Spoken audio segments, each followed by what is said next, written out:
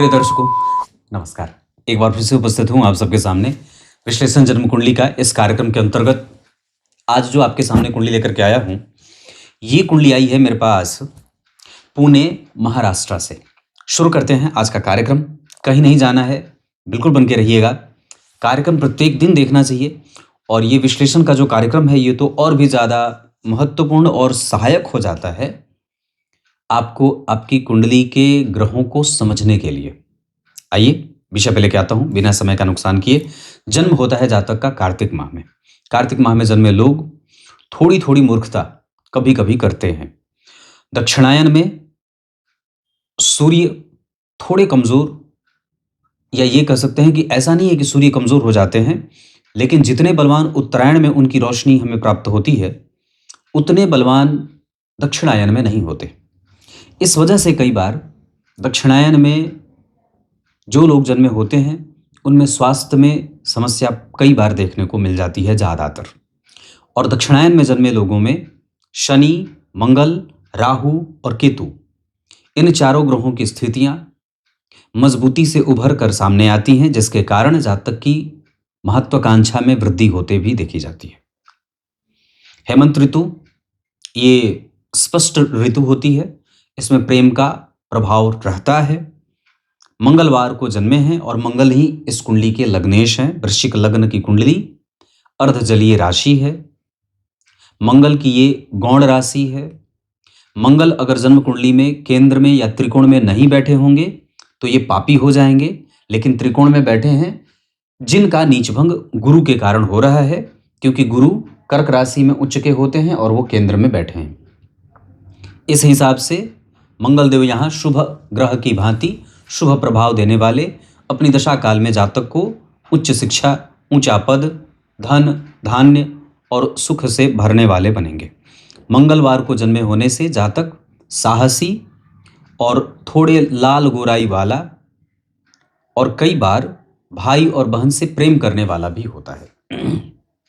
कृष्ण पक्ष के द्वादशी तिथि के चंद्रमा पापग्रह होते हैं और ऐसी अवस्था में जातक के जीवन में जो धन आता है वो कई बार थोड़े कम धन प्राप्त करके भी व्यक्ति संतुष्ट हो जाता है, या ये कह सकते हैं कि उसके जीवन में व्ययातिरेक बहुत ज़्यादा नहीं और आमदनी सामान्यतया।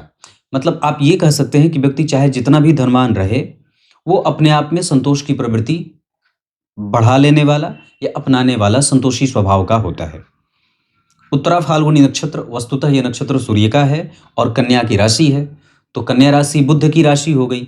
और चंद्रमा उत्तरा फाल्गुनी नक्षत्र में जो कि सूर्य का नक्षत्र है, तो सूर्य की नक्षत्र में और चंद्रमा के राशि में बैठे होने से जातक अब तार्किक, बुद्धिमान, गणितीय पक्ष में माहिर, गणित करने वाला, राजनीतिज्ञ, ज्योतिषी,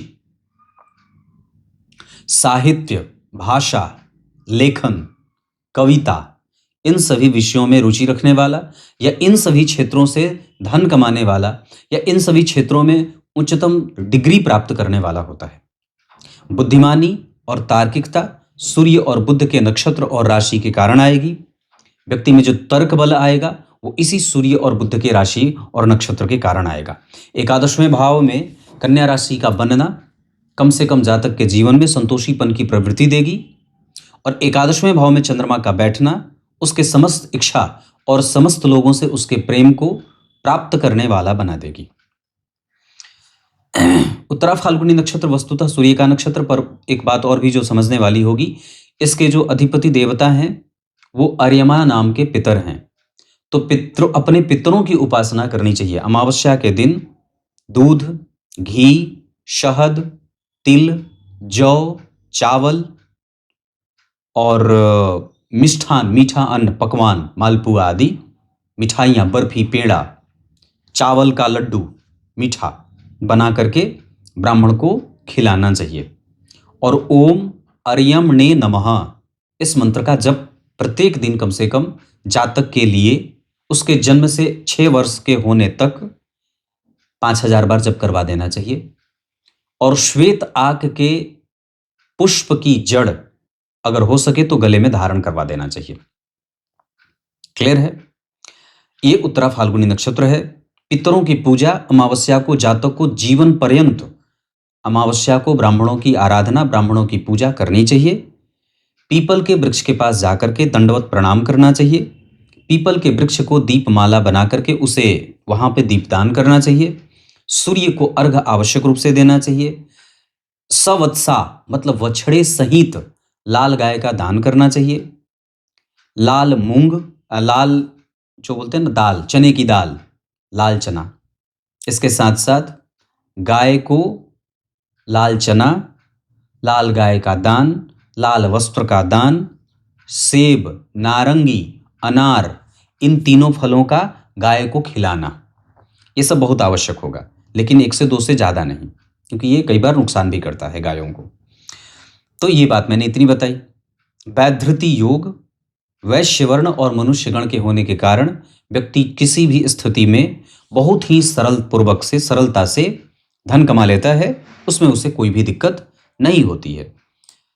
दोष कहाँ है इस कुंडली में? एकमात्र जो कमजोरी बन रही है वो चंद्रमा के कृष्ण पक्ष के द्वादशी तिथि के कारण बन रही है, जिसको कि टाला नहीं जा सकता है। द्वादशी का है, अब भाई बच्चा जब होना है तो वो होगा। आप लग्न बदल सकते हैं, आप राशियां बदल सकते हैं, ग्रहों को, भावों को बदल करके ये बदल सकते हैं। अब सिजेरियन से करेंगे तो, पर तिथि तो कैसे बदलेंगे? 2-4 दिन तक उतने स्थिति तो होती नहीं है, वो संभलना मुश्किल हो जाता है। इस वजह से कृष्ण पक्ष के द्वादशी तिथि के चंद्रमा व्यक्ति को नियमित दिनचर्या पालित करने का आदेश देते हैं, और वो कहते हैं कि हम ईर्ष्यालु न बने, हम किसी की प्रगति को देख करके आगे बढ़ें और जले नहीं, दया का भाव रखें, किसी के प्रति कोई हिंसा की प्रवृत्ति न अपनाएं, ज्ञान प्राप्त करने के लिए किसी से भी विनम्र होकर के उससे सीख लें, गलत मैत्री से बचें, सत्य और असत्य के बीच के फर्कों को समझना होगा, क्योंकि ये सारी चीजें जो मनोविकार के रूप में उपस्थित होती हैं जातक की कुंडली में या जीवन में, वो इसी कमजोर चंद्रमा के कारण होती हैं। वृश्चिक लग्न की कुंडली के लिए देवगुरु बृहस्पति, मंगलदेव, चंद्रदेव के साथ सूर्यदेव, ये 4 ग्रह बड़े ही महत्वपूर्ण और अच्छे भावों के स्वामी होने के कारण लाभान्वित करने वाले ग्रह के रूप में उपस्थित होते हैं। जबकि इस कुंडली के लिए शुक्रदेव और बुधदेव कमजोर ग्रह के रूप में उपस्थित होते हैं। अगर बहुत ध्यान से समझेंगे तो लग्न बना है 6 अंश का, अनुराधा नक्षत्र में लग्न बना है, चंद्रमा बैठे हैं उत्तरा फाल्गुनी नक्षत्र में, और लग्न बन रहा था अनुराधा का। तो अनुराधा नक्षत्र के जो स्वामी देवता होते हैं वो शनिदेव होते हैं। ऐसी अवस्था में कि लग्न बना है मंगल का, नक्षत्र अनुराधा, और अनुराधा नक्षत्र के जातक का जो जन्म है वो दूसरे चरण का है, तो अनुराधा नक्षत्र के दूसरे चरण के जो स्वामी होते हैं वो होते हैं सूर्यदेव। अब बहुत साम्य है इस कुंडली में। चंद्रमा जो बैठे हैं वो उत्तरा फाल्गुनी नक्षत्र में, सूर्य के नक्षत्र में। लग्न जो बन रहा था वो उत्तरा फाल्गुनी नक्षत्र के, अनुराधा नक्षत्र के दूसरे चरण का है, तो वहां पे भी स्वामी अनुराधा नक्षत्र के दूसरे चरण के सूर्य हो जाते हैं। तो नक्षत्र यहां भी सूर्य को मिल गया उत्तरा फाल्गुनी का, और यहाँ पे भी अनुराधा नक्षत्र के दूसरे चरण के स्वामी सूर्य हो गए। मंगल लग्नेश हो गए जो सूर्य के मित्र हो गए। लेकिन अनुराधा नक्षत्र शनि का नक्षत्र है, जो न तो शनि के जो शनि हैं वो न तो सूर्य के मित्र हैं न तो मंगल के मित्र हैं। तो इस हिसाब से क्या होगा कि जब कभी भी शनि की दशा आएगी और उस शनि की महादशा में मंगल का अंतर आएगा या सूर्य का अंतर आएगा तो व्यक्ति के स्वास्थ्य में समस्या होगी। लेकिन वैसे ओवरऑल अगर देखेंगे तो सूर्य की महादशा और मंगल की महादशा, साथ ही साथ चंद्रमा की महादशा और देवगुरु बृहस्पति की महादशा जातक के जीवन में उच्च शिक्षा, पद, प्रतिष्ठा, ज्ञान, गुण, विवेक, संतान का सुख आदि ये सब देने वाली बनेंगी। जबकि शनि की दशा में व्यक्ति को पराक्रम करना पड़ता है, मेहनत करके प्राप्त करना पड़ता है, चीज़ों को मेहनत करके प्राप्त करनी होगी, और आलस्य भी कई बार बढ़ जाता है। लेकिन अगर मैं संपूर्णतया बात कर दूं तो वृश्चिक लग्न की कुंडली के लिए तृतीय और चतुर्थ भाव के स्वामी होकर के शश योग, शश नामक महान राजयोग बना रहे हैं। गुरु के केंद्र में होने के कारण इस भाव का बल बढ़ जाएगा। जन्म कुंडली के सप्तम भाव के स्वामी लग्न को बैठ करके सप्तम भाव को देख रहे हैं, अनुभवी बना रहे हैं। इस वजह से भवन, भूमि, वाहन, राजनीति, घर परिवार, दाम्पत्य, माता पिता का सुख, ये सब ये शनि देते रहेंगे। मतलब जहां आलस्य बढ़ जाए, प्रमाद बढ़ जाए, मेहनत ज्यादा करनी पड़े, पर फिर भी व्यक्ति का पर्सनल जो फ्रंट होता है वो सुरक्षित रहता है। पंचम भाव में राहु जो होते हैं उसका कैसा विश्लेषण होता है? बहुत ध्यान से समझिएगा। मीन राशि के जो राहुदेव होते हैं वो तटस्थ होते हैं, न तो बहुत ज़्यादा अच्छे न तो बहुत ज़्यादा बुरे। लेकिन फिर भी मीन राशि के जो राहु होते हैं वो व्यक्ति को हठी, जिद्दी और तिकड़मी बनाते हैं। लेकिन एक अच्छी बात यहाँ ये हो जाती है कि जो इस भाव का स्वामी है वो इस वृश्चिक लग्न की कुंडली के लिए द्वितीय और पंचम का अधिपति होकर के केंद्र में बैठ करके लग्न को देख रहे हैं। तो पंचमेश जब लग्न को देखेंगे तो विवेकवान बनाएंगे, और पंचमेश जब जन्म कुंडली के दशम स्थान से केंद्र में होंगे, दशम स्थान से केंद्र में हैं, और पंचमेश अपने भाव से 3 घर आगे, इनके ऊपर किसी भी पापक ग्रह की कोई दृष्टि नहीं है। एकमात्र ग्रह केतु की दृष्टि है, जो होते वस्तुतः केतु मंगल के वत होते हैं, पर शुभ ग्रह में वो कई बार शुक्र और गुरु से भी पार पा जाते हैं। तो इसका अर्थ होगा कि व्यक्ति के जीवन में शुभ लक्षणों की वृद्धि होगी और बच्चे के जन्म के बाद पिता की प्रगति के चांसेज और बढ़ जाएंगे। इतना ही नहीं, प्रेम भी बहुत बढ़िया हो जाता है। लेकिन जो कारोबार, यश, मान, पद, प्रतिष्ठा और कभी कभी एजुकेशन में जो बाधाएं देखने को मिलेंगी, सामान्यतया वो इस राहु के कारण होंगी। लेकिन फिर भी बाय नेचर या बुद्धि के बल पे, विवेक के बल पे, ज्ञान के बल पे ये पंचमेश का लग्न को देखना, और जिस राशि में बैठे उस राशि का अधिपति इस भाव को बल दे रहा है, तो ऐसी अवस्था में व्यक्ति कम से कम अनुभवी, ज्ञानी, सुखी और श्रेष्ठ परिवार में जन्म लेने वाला तो जरूर हो जाता है, भाग्यशाली होता है, ब्राह्मण के सदृश कृत्य करने वाला होता है। चाहे वो क्षत्रिय हो, चाहे वैश्य हो, चाहे शूद्र हो, पर उसके ऊपर ब्राह्मणों का सा व्यवहार रहता है या फिर व्यवहार करने वाला होता है। लग्न को जब गुरु देखते हो तो व्यक्ति शुद्ध आचरण वाला, दैदिप्यमान स्वरूप वाला, सुंदर आकृति का, लंबी भुजाओं का मालिक, श्रेष्ठ लोगों से मैत्री, यशस्वी, अनुभवी, धर्म में रुचि रखने वाला, दान करने वाला, पिता के पुण्य का बल प्राप्त करने वाला और किसी भी क्षेत्र में माहिर होता है। ये अच्छी स्थिति है। इसके बाद अगर मैं पंचांग पे ही, अभी तो चर्चा मैंने की है, पर इस कुंडली में जो सबसे अच्छी बात है मैं आपको यहीं पे बता दूं, चतुर्थ स्थान में शनि का बैठना। क्योंकि अनुराधा नक्षत्र के दूसरे चरण और अनुराधा नक्षत्र का प्रभाव जन्म कुंडली में शनि नक्षत्र के चरण के अधिपति या नक्षत्र अगर बलवान हो लग्न का तो बढ़िया है, और जिस नक्षत्र में यहाँ पे चंद्रमा बैठे हैं उत्तरा फाल्गुनी, उस नक्षत्र का अधिपति कमजोर है, जिसका नीच भंग शुक्र के कारण हो रहा है। तो इस कुंडली में 2-2 नीच भंग राजयोग बनेंगे। लेकिन फिर भी हमें ये बात याद रखनी होगी कि जब कभी भी मंगल की दशा आएगी और मंगल में सूर्य का अंतर आएगा तो संघर्ष बढ़ जाएगा, क्योंकि दोनों ही ग्रह पहले नीच हो रहे हैं, फिर उसके बाद अपना नीच भंग कर रहे हैं। ऐसी अवस्था में व्यक्ति बैंकिंग, फिनांस, शिक्षा, कॉमर्स और IT सेक्टर, मोबाइल और टेलीकॉम सेक्टर, इसके साथ लैपटॉप में बैठ करके काम करने वाला, गणना करने वाला, गणितज्ञ और क्लर्क के क्षेत्र में मैनेजर बन जाए, बैंकिंग के क्षेत्र में उच्च पद पे आसीन होने वाला होता है। मित्रता गलत ना हो। ये सूर्य और बुध 12वें भाव में जब होते हैं तो व्यक्ति की बुद्धि को गलत दिशा में डाइवर्ट भी करते हैं। लेकिन एक अच्छी बात यह होती है कि व्यक्ति विदेशों में संपन्न होता है और गणित में माहिर होता है। इसका एक पक्ष और भी होगा कि सप्तम स्थान में देवगुरु बृहस्पति सभी प्रकार के दोषों का शमन करेंगे। केंद्र में चतुर्थ स्थान के शनि स्वग्रही, पंचम स्थान में राहु का प्रभाव जो जन्म कुंडली में शुक्र को देख रहा है, गुरु देख रहे हैं। लग्नेश भले नीच के हैं जिसको कि आप बदल नहीं सकते थे, जिनका नीच भंग राजयोग गुरु के कारण, सूर्य का नीच भंग राजयोग शुक्र के कारण। एकादशवें भाव में चंद्रमा जिस राशि में बैठे उस राशि का अधिपति धन का योग लगा रहा है, तो व्यक्ति विदेशों में संपन्नता से अपनी स्थिति मेंटेन कर लेता है और विदेशों में भी सफल होने वाला होता है। घर और बाहर दोनों प्रकार से सुखों को भोगने वाला होता है।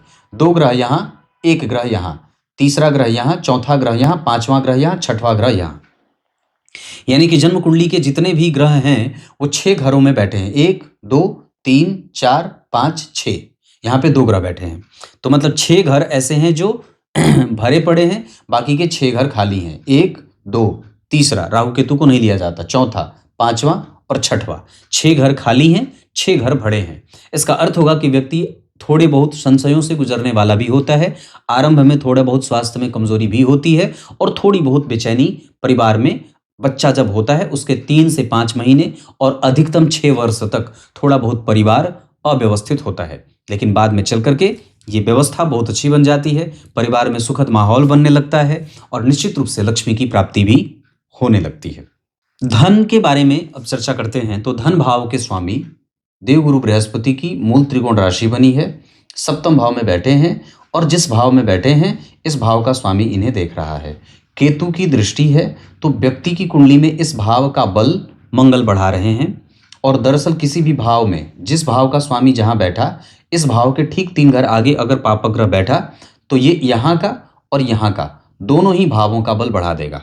इसका अर्थ होगा कि व्यक्ति अपने साहस, अपनी बुद्धि, अपने अनुभव और अपने ज्ञान के बल पे अपने व्यापार को या कारोबार को सिद्ध करने वाला होगा। और दरअसल व्यक्ति का जीवन धन के मामले में और भी जब गंभीरता से समझें तो पंचम भाव के अधिपति केंद्र में केंद्र त्रिकोण योग बना रहे हैं।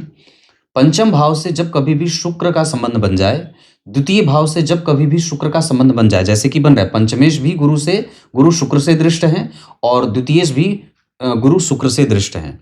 तो पंचम और द्वितीय भाव के स्वामी जब कभी भी शुक्र से दृष्ट हो जाते हैं तो व्यक्ति अथाह संपत्ति उसको शुक्र के कारण मिल जाती है। मतलब शुक्र उसको खूब सारा धन देने वाले हो जाते हैं जब जन्म कुंडली के द्वितीय और पंचम भाव के स्वामी शुक्र जैसे ग्रह से संबंध बना लेते हैं। तो इसके साथ साथ चतुर्थ भाव की जो स्थिति बनी है वहां पे स्वग्रही शनि, इस भाव से चौथे शुक्र, इस भाव से चौथे गुरु, तो ये जो स्थिति बन रही है ये पैतृक संपत्ति की वृद्धि के साथ साथ मानसिक संतुलन, न्याय की समझ, कर्तव्य परायणता, अनुशासन का भाव, ये सब शनि देने वाले बन जाएंगे। जहां व्यक्ति सामाजिक प्रतिष्ठा, बड़े छोटे सभी लोगों का सामान्यतया आदर करने वाला, सबके प्रति दया का भाव रखने वाला, न्याय करने वाला और समाज के निचले जो तबके के लोग हैं उनको ऊपर उठाने में कोशिश करने वाला, सबकी मदद करके आगे बढ़ाने वाला होता है। और जीवन में अपने साथ हो सके तो सही पर दूसरों के साथ भी न्याय करने वाला होता है। तो ये जो गुण आएंगे ये शनि के कारण आएंगे। तो द्वितीय भाव, पंचम भाव, चतुर्थ भाव भी बलवान हो गया। किसी भी भाव से चौथे घर में गुरु, किसी भी भाव से चौथे घर में शुक्र, ये उस भाव की वृद्धि करते हैं। और ऐसी अवस्था में उस व्यक्ति के जीवन में उस सुख, उस भाव का तो सुख मिलता ही है, साथ ही साथ मन, बुद्धि, चित्त, ज्ञान, है ना, इन सभी चीजों का प्रभाव भी व्यक्ति के ऊपर मिलता है। अगर धन की ही चर्चा करेंगे तो ऋण कैसा है, तो ऋण भाव के स्वामी नीच के हैं। तो यहाँ पे नौकरी भाव भी यही होती है, इसका अधिपति नीच का है। चंद्रमा पहले ही कृष्ण द्वादशी के हैं इस अवस्था में कि द्वितीय भाव के स्वामी सप्तम में बैठे हैं, शुक्र से दृष्ट हैं। चंद्रमा कन्या राशि में सूर्य बुध के साथ बाकी की ग्रह स्थितियों को देखने के बावजूद बाद और छठवें भाव की स्थिति देखने के बाद व्यक्ति की कुंडली में नौकरी के योग थोड़े कम लगेंगे जबकि व्यापारिक योग ज्यादा लगेंगे। क्योंकि छठवें भाव का स्वामी जब नीच का होगा तो घुमा करके परिणाम देगा, बहुत ज्यादा जल्दी सफलता नहीं मिलती, या ये कह सकते हैं कि थोड़ी बहुत व्यक्ति को दूरी चलनी पड़ती है। लेकिन व्यक्ति जिस जिस क्षेत्र में मैंने कहा है तो उसमें उच्च शिक्षा के मामले में मंगल नीच के हैं तो उनका उच्च भंग, नीच भंग हो रहा है। ऐसी अवस्था में व्यक्ति को थोड़ी बहुत मेहनत तो आवश्यक रूप से करनी ही पड़ती है। धन के मामले में व्यापार के बारे में बात करते हैं तो व्यापार से धन आता दिख रहा। व्यापारेश शुक्र व्यापार को देख रहे हैं, दशम स्थान के अधिपति नीच भंग राजयोग अपना कर रहे हैं। बुध और चंद्रमा व्यापारिक ग्रह होते हैं, ये जन्म कुंडली में बहुत अच्छी स्थिति में है कह सकते हैं। और निर्णयों पे व्यक्ति को सावधानी बरतनी होगी क्योंकि छठवें भाव के स्वामी नीच के हो रहे हैं तो व्यक्ति में साहस, बल, पराक्रम, समस्या को समझने की शक्ति, धन को समझने की शक्ति, ज्ञान को समझने की शक्ति, चरित्र दूसरे का कैसा है उसको समझने की शक्ति, विवाह को लेकर के, चयन को लेकर के जो प्रक्रिया है, जो चयन की स्थिति है उसको लेकर के व्यक्ति को सावधान होना पड़ता है, नहीं तो गलत निर्णय प्रायः व्यक्ति को करते देखा जाता है। ऐसी अवस्था में कि मंगल नीच के हों तो हमें निर्णय कोई भी लेना हो, उच्च शिक्षा, कॉलेज का चयन, प्रतियोगिता परीक्षा के लिए यात्रा करनी हो, यात्रा में जा रहे हों, अपरिचित से कैसे मित्रता करनी है, इन सभी चीजों पे मंगल को ध्यान रखना होता है, नहीं तो ऐसी स्थिति में धन की हानि होती है। व्यापार से धन ज्यादा आता दिख रहा है। भाग्य भाव का स्वामी जन्म कुंडली में तृतीय भाव में अपने भाव से तो कमजोर नहीं है पर गुरु से दृष्ट होने के कारण व्यक्ति के जीवन में धर्म से समाहित होता हुआ, धर्म से युक्त होता हुआ व्यक्ति के पास धन आएगा। भाग्यशाली भी है क्योंकि लग्नेश भाग्य भाव में बैठे हैं तो ये खराब नहीं होगा। मैं समझता हूं कि लग्नेश का पंचम, त्रिकोण और केंद्र में बैठना कभी भी नीच के होने के बावजूद भी कमजोरी वाली स्थिति नहीं होती है। अब मैं यहाँ पे आप लोगों को, ये बार बार आवाज आ रहा है, यहाँ से इसको बंद कर देते हैं। तो मैं ये बोल रहा था यहाँ तक। अब आगे बढ़ते हैं। तो व्यक्ति का करियर कैसा है, तो दशम स्थान के अधिपति 12वें, यहाँ पे दशम स्थान के अधिपति स्वग्रही शुक्र से दृष्ट और दशम स्थान के अधिपति के तीसरे भाव में मंगल, राहु का प्रभाव यहाँ भी है। इस भाव पे शुक्र जैसे ग्रह की दृष्टि, बुध का प्रभाव, इसका अर्थ होगा कि ये एक अच्छी स्थिति नवांश चक्र में भी दिखाई दे रही है। दशमांश चक्र में भी व्यापारिक ग्रह चंद्रमा गुरु यहाँ भी दिखाई दे रहे हैं बहुत अच्छी स्थिति में, और यहाँ पे बुध कर्क राशि में बैठ करके शुक्र और सूर्य 2 से 3 ग्रहों का प्रभाव जन्म कुंडली के पंचम भाव पे, सप्तम स्थान के अधिपति सप्तम को देख रहे हैं, सप्तम स्थान के अधिपति सप्तम को देख रहे हैं, सप्तम स्थान के अधिपति मित्र के साथ मित्र के घर में 12 में, और व्यापारिक ग्रह बुध यहाँ। तो जो स्थिति 75 से 80% तक बन रही है वो व्यक्ति की नौकरी, आरंभ में नौकरी करे फिर बाद में चल करके व्यापार कर ले, ऐसी भी स्थिति देखने को मिल रही है, या इतनी अच्छी एजुकेशन प्राप्त कर ले कि उसके आधार पर वो अपना कोई भी सिद्ध व्यापार कर सकता है। नौकरी के योग थोड़े कमजोर से बन रहे हैं। यहाँ पे जो स्थिति बन रही है वहां पे गुरु लग्न में, चंद्रमा केंद्र में, शुक्र त्रिकोण में नवम भाव के स्वामी होकर के ये अच्छी स्थिति की निशानी होगी। शुक्र यहाँ दिग्बली, शनि यहाँ बलवान, चंद्रमा यहाँ बलवान, शुक्र और गुरु दोनों बलवान। तो बलवान ग्रहों की स्थिति ज़्यादा अच्छी होने के कारण कुंडली में ग्रहों का बल अच्छा है और जातक निश्चित रूप से सफल हो जाएगा। एक बात और भी कहूँगा, तो स्वास्थ्य कैसा है, तो इस कुंडली में वात जनित समस्या परेशान करेगी, और काफ़ी हद तक नेत्रों की समस्या भी जातक को परेशान करती है। भुजाओं में दर्द होता है, मज्जा कमज़ोर होती है, अगर जातिका है तो पेट से संबंधित परेशानी होती है, अनियमितता होती है, गलत निर्णय में जाती है, और काफ़ी हद तक वो जातक के जीवन को गलत निर्णयों में ले जाकर के उलझा देने वाली होती है। ऐसी अवस्था में हमें इनको ये हमेशा ही याद करनी चाहिए कि निर्णय गलत ना हो, गलत मैत्री में ना जाएं, और बुद्धिमानी से काम लें। एक बहुत अच्छी बात बताता हूं, जब पंचम भाव और तृतीय भाव के स्वामी स्वग्रही और पंचम भाव पे राहु का प्रभाव, एकादशवें भाव में चंद्रमा और केतु का प्रभाव, इस अवस्था में व्यक्ति कई बार जुड़वा पैदा होता है। जब पंचमेश की स्थिति, तृतीयेश की स्थिति बलवान हो जाती है तो कई बार वो जुड़वा संतति के रूप में गर्भ में पल रहा होता है। ये स्थिति भी कई बार देखने को मिल जाती है। कुछ नक्षत्रों का प्रभाव भी ऐसा बन रहा है जिसके कारण 2 एक साथ जन्मे बच्चे एक साथ गर्भ से बाहर आते हैं और एक साथ ही उनकी प्रगति भी होती है। ये बात भी देखने को मिल जाती है। शास्त्र के आधार पर जो बच्चा धरती पे पहले आता है माता के क्षेत्र से, वो छोटा माना जाता है, लेकिन विज्ञान कहता है कि जिसका जन्म पहले आया गर्भ क्षेत्र में वो बड़ा है, जो बाद में जन्म लिया 1 मिनट 2 मिनट वो छोटा है। जबकि शास्त्रगत क्या बात आती है कि जो बाद में धरती पे आया है, जो बाद में गर्भ क्षेत्र से बाहर निकला है वो बड़ा है, जो पहले गर्भ क्षेत्र में बाहर आया है वो छोटा है। क्योंकि जो प्रक्रिया होती है उसमें जो गर्भधारण की स्थिति होती है उसमें जो पहले नंबर पे जाता है गर्भ में, जिसका क्या बोलते हैं उसको, आधान काल। तो आधान काल के समय पे आप लोग समझ गए होंगे मैं जो बात कहना चाहता हूँ या कह रहा हूँ, कि जिसका आधान काल पहले होगा वो गर्भ के अंतिम क्षेत्र में होगा, और जिसका आधान बाद में होगा वो गर्भ के बाह्य क्षेत्र में होगा। तो जो बाहर होगा, जो पहले होगा वो बाहर जल्दी निकलेगा, और जो अंदर होगा वो बाद में निकलेगा। तो इस आधार पर ये बात याद रखनी होगी। तो यहाँ पे इतनी सारी चीज़ें हैं। धन ठीक है इस कुंडली का, पिता से प्रेम अच्छा रहेगा, आयु अच्छी है क्योंकि शनि लग्न को देख रहे हैं, और मित्रों के कारण व्यक्ति के जीवन में परेशानी आ सकती है। इस कुंडली में धर्म बहुत अच्छा है, निर्णय गलत नहीं लेना चाहिए। बाकी अभी चंद्रमा की दशा आने वाली है, मंगल की दशा आने वाली है, ये दोनों ही दशाएं जातक के जीवन के लिए, बल्कि राहु की दशा भी इस कुंडली के लिए कमजोर नहीं जाएगी। अंश के आधार पर, राशि के आधार पर राहु के पास बल है। चल अचल संपत्ति, ज्ञान, बल, बुद्धि और न्याय के मामले में कुंडली बड़ी अच्छी है। ये कुंडली आईटी सेक्टर में, बैंकिंग के क्षेत्र में, फिनांस के क्षेत्र में, शेयर बाजार के क्षेत्र में बहुत अच्छा धन कमा सकती है। एकादशवें भाव के चंद्रमा बहुत सारी इच्छाओं की पूर्ति करने वाले भी हो जाते हैं। कुंडली में ज्ञान का बल, पैतृक संपत्ति का बल, पराक्रम बढ़ाना होगा, और उसके साथ साथ धन, मान, पद, प्रतिष्ठा, जीवन बहुत अच्छा है, इसमें संशय वाली बात नहीं है। परेशान कब होना होगा, जब कभी बुध की महादशा, बुध का अंतर आए, राहु में बुध का अंतर, राहु में सूर्य का अंतर, राहु में शनि का अंतर जातक के जीवन को मारक ग्रह की भांति परिणाम करने वाला होगा। ये कुंडली स्थिर लग्न की है। स्थिर लग्न की कुंडली के लिए जन्म कुंडली में काफी हद तक जो नवम भाव होगा वो बाधक भाव होगा तो मंगल की दशा में थोड़ी बहुत बाधाएं भी देखने को मिल जाएंगी लग्नेश होने के बावजूद। राहु शनि, राहु सूर्य, राहु बुध की दशा में कष्ट होगा। राहु की दशा में लाजवर्त धारण करना चाहिए। ये कुंडली मोती भी धारण कर सकती है और काफ़ी हद तक ये मोती ही इसके लिए सबसे ज़्यादा अच्छी बात रहेगी।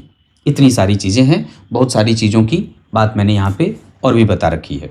नक्षत्रों के आधार पर सूर्य, लग्न कुंडली, नक्षत्र और राशि के आधार पर सूर्य आपके जीवन में कभी कभी मानसिक कष्ट देने वाले बनेंगे। चंद्रमा कन्या राशि में, नवांश कुंडली में कुंभ राशि में चंद्रमा की दशा में थोड़ा बहुत स्वास्थ्य माता का परेशान रहेगा। घर में थोड़े बहुत व्यय की अधिकता हो जाएगी। मंगल की दशा में मंगल जिस स्थिति में बैठे हैं वो अपनी दशा काल में जातक को मोटा धन, विवाह, दाम्पत्य, परिवार और स्नेह ये देने वाले भी बनेंगे। बुध जातक की जन्म कुंडली में जिस स्थिति में बैठे हैं उस आधार पर बुध की दशा में तर्क बल, ज्ञान का बल, संतान, दाम्पत्य, परिवार, नौकरी, प्रमोशन ये सब बुध की दशा में प्राप्त होगा। देवगुरु बृहस्पति की दशा काल में जातक के जीवन में जो स्थिति देखने को मिल रही है उसके आधार पर भवन का सुख, भूमि का सुख, जमीन का सुख, जायदाद का सुख गुरु की दशा में मिलेगा। शुक्र की दशा में जो स्थिति बन रही है उसके आधार पर शुक्र की दशा में पैतृक संपत्ति, धन, परिवार, विवाह और संतान की प्राप्ति होगी। अंतरदशा की भी बात कर रहा हूं। शनि की दशा जातक के जीवन में व्यय कराने वाली हो सकती है और कई बार विवाह में विलंब भी करवा सकती है। इस वजह से शनि की अंतरदशा में विवाह से बचना चाहिए। राहु जन्म कुंडली में जिस स्थिति में बैठे हैं उसके आधार पर राहु आपकी कुंडली में थोड़ा बहुत रोग देंगे, परेशानी देंगे और काफी हद तक उनके आरंभ की दशा आपको कष्ट देगी। अंतिम और मध्य के चरण में राहु की दशा भी लाभदायक स्थिति को देने वाली बन जाएगी। तब तक के लिए बहुत बहुत नमस्कार।